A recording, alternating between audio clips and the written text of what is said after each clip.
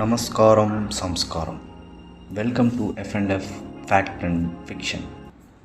Don't forgot to subscribe the channel please.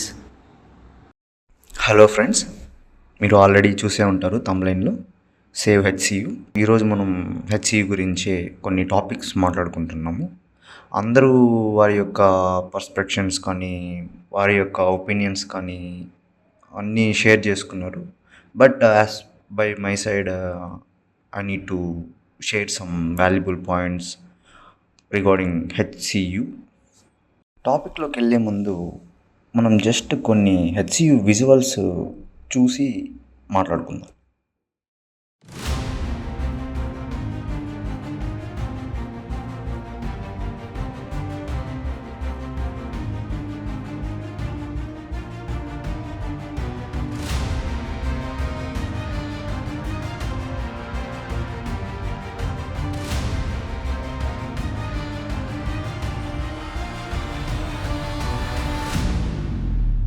అది అండి, ప్రకృతితో పెట్టుకుంటే ఏదైనా వినాశనమే.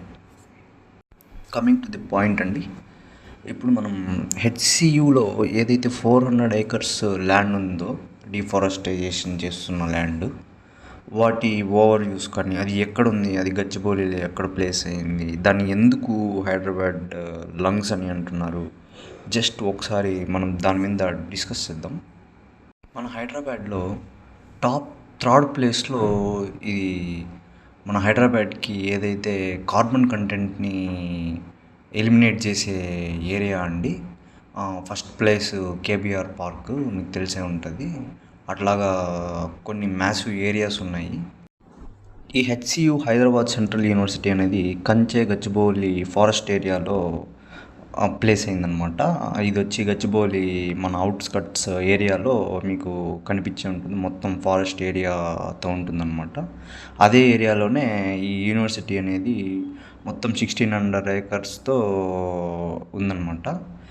ఇప్పుడు మన రేవంత్ రెడ్డి గారు ఏదైతే 400 acres డిఫారెస్టేషన్ చేస్తున్నారో అది 1600 acresలోనే ఇన్వాల్వ్ అవుతుందన్నమాట. స్టూడెంట్స్ యొక్క ఆవేదన ఏంటంటే ఆ 400 acresలో చాలా వన్యప్రాణులు, కొన్ని ఎండేంజర్ స్పీసీస్ అనేవి కొన్ని వందల్లో ఉన్నాయి. Plus flora and fauna, peacocks, deers, various type of wild animals ఇట్లాంటివన్నీ అక్కడ జీవిస్తున్నాయి అని ఒక రీజన్తో వాళ్ళు ఆ ఒక డిఫారెస్టేషన్ని ఆపడానికి ట్రై చేస్తున్నారు. యాక్చువల్లీ సుప్రీంకోర్టు కూడా ఈ యొక్క వర్క్స్ మీద స్టే ఆర్డర్ ఇచ్చిందనమాట. గవర్నమెంట్ని ఎటువంటి వర్క్ ప్రొసీడింగ్స్ కంటిన్యూ చేయొద్దని చెప్పారు. దాని మీద సంథింగ్ కేసెస్ కూడా నడుస్తుంది. దీన్ని హ్యాండిల్ చేసే అడ్వకేట్ కూడా నిరంజన్ రెడ్డి అని, అతను మనకు తెలిసే ఉంటుంది, పుష్ప స్టాంపేడ్ కేసు ఉంది కదా, దాన్ని డీల్ చేసిన అడ్వకేట్ అనమాట. తెలంగాణ సీఎం గారు ఏమంటున్నారంటే ఆ 400 acres ల్యాండ్ ఏదైతే ఉందో దాని యొక్క ల్యాండ్ పొటెన్షియల్ కానీ డెవలప్మెంట్ సిగ్నిఫికెన్స్ కానీ వాటికంతా చాలా స్కోప్ ఉందనేసి జీవో నెంబర్ 54 ద్వారా January 26, 2024న ఆ ఒక 400 acres మొత్తం డెవలప్మెంట్ పర్పస్గా ఆక్షన్ చేస్తున్నారు అనేసి జీవో పాస్ చేశారనమాట. ఆ ల్యాండ్ ఆక్షన్కి వెళ్ళడం వల్ల 10,000 to 15,000 crores అనేది రెవెన్యూ జనరేట్ అవుతుంది. అది హైదరాబాద్ సిటీ డెవలప్మెంట్కి, యూటిలిటీస్కి యూజ్ అవుతుందనేసి ఈ యొక్క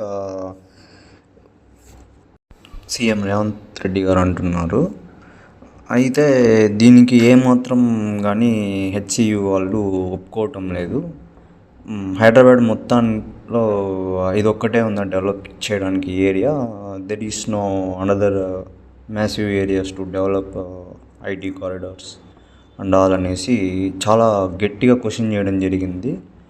వాళ్ళ యొక్క క్వశ్చన్ అనేది ఆన్సరు ఎలాగా వచ్చిందో మనం ఆల్రెడీ చూసాము. కాబట్టి ఈ రేవంత్ రెడ్డి గారు ఏదైతే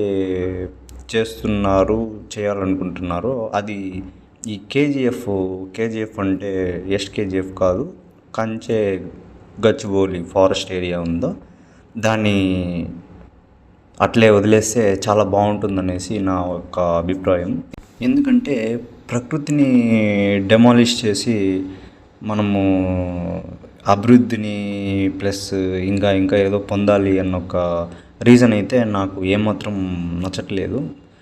కాబట్టి మనోళ్ళు ఎవరైతే హెచ్సి వాళ్ళు పోరాటం చేస్తున్నారో వాళ్ళల్లో నేను కూడా ఒక మనిషిగా పోరాడతాను అనేసి I will be there for HCU. Please save HCU.